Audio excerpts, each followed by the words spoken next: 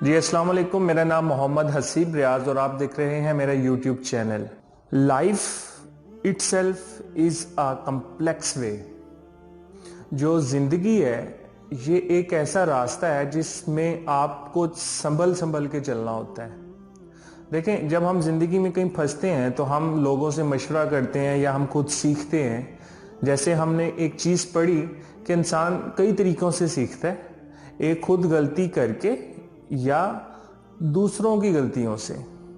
چلیں، جو ہم ایز اے مسلم، جس طرح ہم ایک مسلمان ہیں تو ہم ایک چیز پہ فوکس کرتے ہیں جو ہمارے پاس تعلیمات ہیں، اللہ کی جو کتاب قرآن مجید اور حضور اکرم صلی اللہ علیہ وسلم کی جو تعلیمات ہیں، جو ان کی پوری لائف ہے، ہمارے لیے ایک بہترین جو ہے ایک نمونہ ہے۔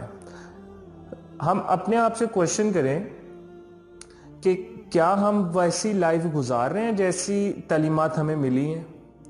ہم ہر روز پریشان ہوتے ہیں، کبھی رزق کی وجہ سے، کبھی معاملات کی وجہ سے، کبھی کسی وجہ سے اور کبھی کسی وجہ سے۔ تو کوشچن کریں، سوال کریں اپنی ذات سے، کیا ہم اپنی زندگی میں خوش ہیں یا ہم نے وہ تعلیمات اپنی زندگی میں امپلیمنٹ کی ہیں جو ہمیں بتائی گئی ہیں؟ ہم ہر چیز جو ہے بڑی ایموشنل طریقے سے کرتے ہیں۔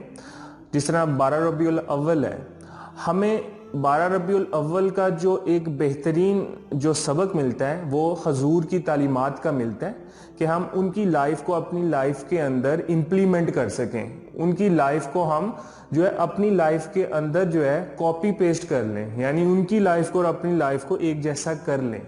کیا ہم کوشچن کریں، ہر سال جو ہم 12 ربیع الاول مناتے ہیں، کیا ہمارے عمل اس طریقے سے ہیں یا ہم ویسے ہی لوگوں کو دکھانے کے لیے، معاشرے کو دکھانے کے لیے کہ ہم محبت کرتے ہیں حضور سے، لیکن عمل کے لحاظ سے ہم بہت پیچھے ہیں؟ چلے ہم ڈسکس کر لیتے ہیں آج ایک بک کے بارے میں، ٹھیک ہے؟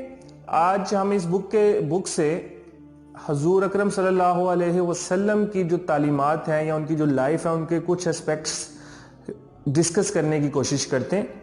تو یہ میں نے بک پڑھی، میں اس لیے آپ کے ساتھ شیئر کر رہا ہوں۔ آپ کو بھی میں ریکمینڈ کروں گا کہ یہ بک پڑھیں تاکہ آپ کو حضور کی لائف یا ان کی تعلیمات کے بارے میں بے شک پتہ ہوگی، لیکن ہمیں عمل کے لیے ہمیں زیادہ کوشش کرنی ہے ہم سب کو۔ تو معاملات رسول، یہ ان کے آتھر کا نام ہے قیوم نظامی۔ تو ہم اس سے کچھ چیزیں پڑھ لیتے ہیں۔ سب سے پہلی چیز جو ہمیں حضور نے اپنی تعلیمات میں سکھائی ہیں وہ یہ ہے کہ آپ کا اخلاق کیسا ہونا چاہیے۔ تو اخلاق کے بارے میں اس بک میں ایک فرمان حضور کا لکھا ہوا ہے، ٹھیک ہے؟ حضور اکرم صلی اللہ علیہ وآلہ وسلم کا فرمان ہے، تم میں سے بہترین لوگ وہی ہیں جو اپنے اخلاق میں دوسروں سے اچھے ہیں۔ یہ جو حدیث ہے یہ بخاری اور مسلم دونوں میں موجود ہے کہ ہم اپنے اخلاق کی وجہ سے پہچانے جاتے ہیں۔ دیکھیں، جب بھی آپ کسی سے بات کرتے ہیں تو جب آپ کسی سے بات کرتے ہیں تو آپ کے اخلاق وہیں سے پتہ لگنے شروع ہو جاتے ہیں۔ جیسے حضرت علی کا بھی قول ہے کہ جب انسان اپنی زبان کھولتا ہے تو وہ جیسے پتہ لگتا ہے کہ جب زبان اوپن ہوتی ہے تو پتہ لگتا ہے کہ یہ جو دکان ہے یہ سونے کی ہے یا کوئلے کی ہے۔ تو جو اخلاق ہے، جو زبان ہے، جو میٹھا بول ہے، تو یہی تو آپ کو ریپریزنٹ کرتا ہے کہ ہو آر یو۔ چلے اس کو مزید ڈسکس کر لیتے ہیں کہ ایک واقعہ کے تھرو کہ حضور اکرم صلی اللہ علیہ وآلہ وسلم اپنی زندگی میں اس کو کیسے امپلیمنٹ کرتے تھے، ہم اس کو ڈسکس کر لیتے ہیں۔ دیکھیں، ایک دفعہ حضور اکرم صلی اللہ علیہ وآلہ وسلم کے پاس ایک شخص آیا، آپ صلی اللہ علیہ وآلہ وسلم نے اس کی مہمان نوازی کی اور اس کے لیے رات گزارنے کے لیے بستر لگا دیا۔ وہ کوئی بیوقوف دشمن تھا، بستر خراب کر کے صبح چلا گیا۔ وہ اس طرح شاید دشمنی کا انتقام لینا چاہتا تھا۔ کچھ دور جا کر اسے خیال آیا کہ وہ اپنی تلوار بھول آیا ہے۔ وہ چپکے سے تلوار لینے کے لیے جب واپس آیا تو یہ دیکھ کر حیران ہو گیا کہ آپ صلی اللہ علیہ وسلم اپنے دستے مبارک سے اس بستر کو صاف کر رہے ہیں جو وہ ناپاک کر گیا تھا رات کو۔ آپ صلی اللہ علیہ وسلم نے مہمان کو دیکھا، اسے تلوار پیش کی اور اس بستر کا ذکر تک نہیں کیا۔ اس پر آپ صلی اللہ علیہ وسلم کے اخلاق کا اس قدر اثر ہوا کہ کلمہ پڑھ کر مسلمان ہو گیا۔ تو اب دیکھیں آپ کے اخلاق کیسے تھے. آپ نے دشمن کے ساتھ بھی نرمی سے پیش آئے. اب چلتے ہیں اب آپ ایک اور واقعے کی طرف. اب ایک واقعہ اور تھا جس میں آپ صلی اللہ علیہ، ویسے تو آپ کی پوری زندگی جو ہے ایک ایسی کوڈ آف لائف ہے جسے ہمیں سیکھنا، سمجھنا اور اپنی زندگی کے اندر امپلیمنٹ کرنا ہے تاکہ ہماری زندگی بھی آسان اور اچھی ہو. ایک واقعہ اور ہے جو کہ اس بک میں لکھا ہوا ہے، میں آپ کے ساتھ اس کو شیئر کرنا چاہتا ہوں. آپ ذرا اس کو غور سے سنیے گا تاکہ ہمیں پتہ چلے کہ ہمیں کیا درس دیا گیا ہے. ایک دفعہ ایک بدو مسجد نبوی میں آپ صلی اللہ علیہ وسلم سے ملاقات کے لیے آیا. اسے پیشاب کی حاجت ہوئی. وہ دیہاتی تھا، آداب مسجد سے ناآشنا تھا، لہٰذا وہ مسجد کو عام جگہ سمجھتے ہوئے وہیں پیشاب کرنے لگا. دیہاتی تھا نا. چاروں طرف سے صحابہ کرام دوڑے اور اسے ڈانٹنے لگے. آپ صلی اللہ علیہ وسلم نے انہیں ٹوکا اور کہا کہ تم سختی کے لیے نہیں بلکہ نرمی کے لیے بھیجے گئے ہو. اب اسے پیشاب کر لینے دو، بعد میں پانی بہا دینا.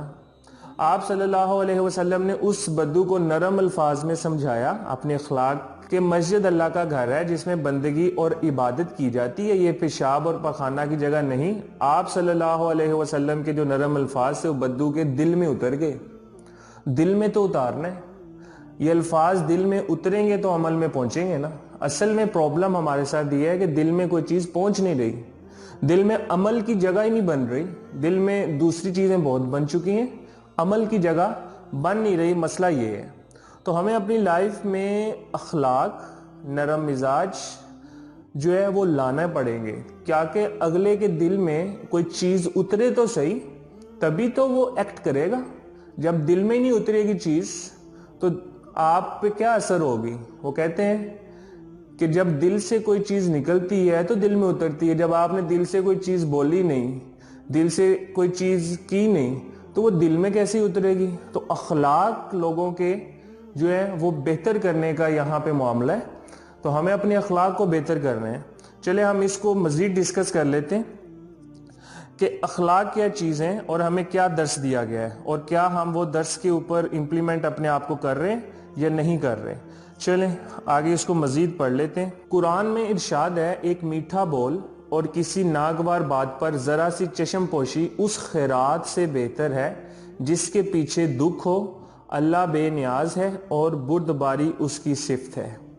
قرآن کے یہ جو الفاظ ہیں اس کو سمجھنے کی کوشش کرتے ہیں کہ یہ کیا ہے. ایک میٹھا بول، بھائی میٹھا بول تو بولنا ہے، اخلاق ہی تو ٹھیک ہونی چاہیے. میٹھا بول ہی تو دل میں اترتا ہے، دل میں اترے گا تو لوگ ٹھیک ہوں گے. جب دل میں نہیں اترے گا تو ایکٹ کیسے ہوگا، لوگ ٹھیک کیسے ہوں گے. تو ایک میٹھا بول اور کسی ناگوار بات پر ذرا سی چشم پوشی، یعنی کہ اگر کوئی بات ناگوار لگ رہی ہے تو اس کو چشم پوشی کر دیں، اس کو ابھی نیگلیکٹ کر دیں، یعنی اس کو اتنا زیادہ سوار نہ کریں. اس خیرات سے بہتر ہے، یعنی اس خیرات کا مطلب جو خیرات آپ کرتے ہیں نا اس سے بہتر ہے ایک میٹھا بول یا کسی کی ناگوار بات پر چشم پوشی کر دینا. وہ اس خیرات سے بہتر ہے جس کے پیچھے دکھ ہو. وہ خیرات کون سے جس کے پیچھے دکھ ہو؟ یعنی ایسی خیرات جو آپ دے دیتے ہیں اور آپ کو دکھ ہو، اس سے بہتر ہے کہ آپ ایک میٹھا بول دیں یا کسی کی جو ناگوار بات ہے اس کو نظر انداز کر دیں، اس کو برداشت کر لیں. تو اللہ تو بے نیاز اور بردبار ہے نا، وہ تو اس کی صفت ہے. تو یہ قرآن فرما رہا ہے کہ میٹھا بول ہونا چاہیے. تو یہ اخلاق ہمیں کہاں سے ملے؟ قرآن سے اور سنت سے. کیا ہم اپنے آپ سے کوشچن کریں کہ ہم اس اخلاق یا اس میٹھے بول کی وجہ سے لوگوں پہ اثر کرتے ہیں؟ اگر لوگوں پہ اثر کرتے ہیں تو پھر تو ٹھیک ہے. اگر لوگوں پہ ہماری بات اثر نہیں ہو رہی، ان کے عمل ٹھیک نہیں ہو رہے یا ہمارے اپنے عمل ٹھیک نہیں ہو رہے اپنے اس تعلیمات کی وجہ سے جو ہمیں دی گئی ہیں، تو ہم کس ڈائریکشن میں جا رہے ہیں؟ تو ہمیں اپنے آپ سے کوشچن کرنا ہے.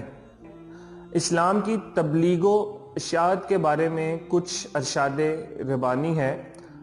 نمبر 1، پس اے نبی اللہ کی طرف سے بڑی رحمت ہی کی وجہ سے آپ ان کے لیے نرم ہو گئے ہیں، اور اگر آپ بد خلق اور سخت دل ہوتے تو یقیناً وہ آپ کے گرد سے منتشر ہو جاتے. تو اللہ فرما رہا ہے کہ نبی آپ اللہ کی طرف سے ہی بڑی رحمت ہی کی وجہ سے، ان کی ہی رحمت کی وجہ سے آپ نرم ہوئے.